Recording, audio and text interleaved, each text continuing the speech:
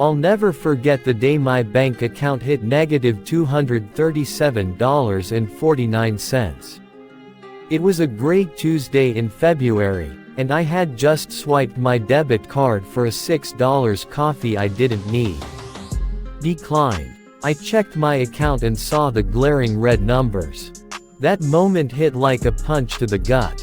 I was 28, living paycheck to paycheck, drowning in $42,000 of debt, and had nothing to show for it but stress and anxiety.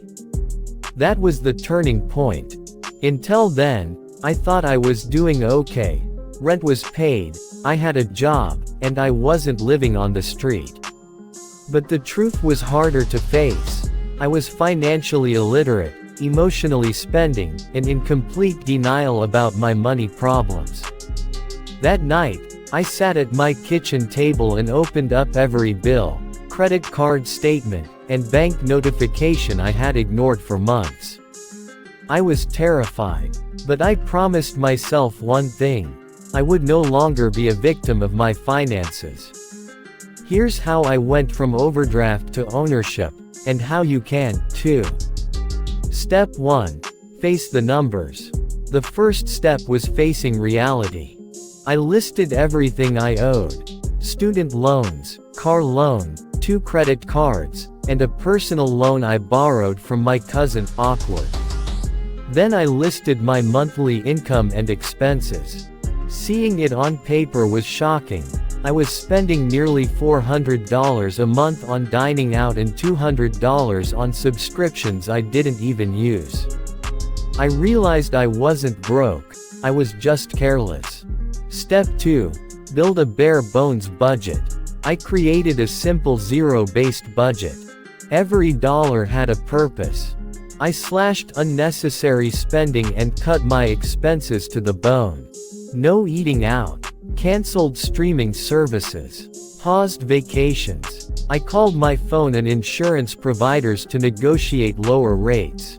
I moved back in with a family friend for 6 months to save on rent. Humbling. Absolutely. Worth it. Every penny. I funneled every extra dollar toward debt, starting with the smallest balances. Watching debts disappear was addicting in the best way. Step 3. Find extra income. Cutting expenses wasn't enough, I needed to earn more. I picked up freelance writing gigs on weekends, did food deliveries in the evenings, and sold unused stuff online. My side hustle income added nearly $1,000 per month at its peak. I didn't sleep much that first year.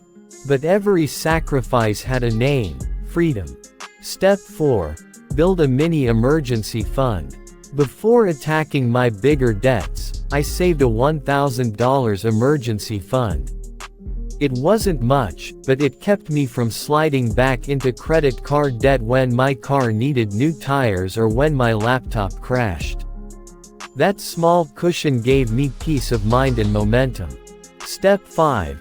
Stay consistent and celebrate wins. Progress was slow at first. But I tracked every milestone. $5,000 paid off, then $10,000, then $20,000. I created a debt-free tracker on my fridge and colored in each chunk I paid off. It made the journey feel real and gave me a daily reminder of why I was doing this.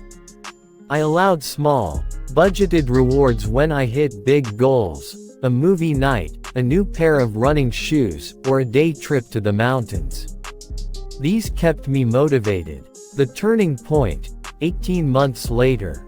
18 months after that overdraft alert, I made my final debt payment. I screamed. I cried. I danced in my tiny apartment. I was debt-free for the first time in my adult life.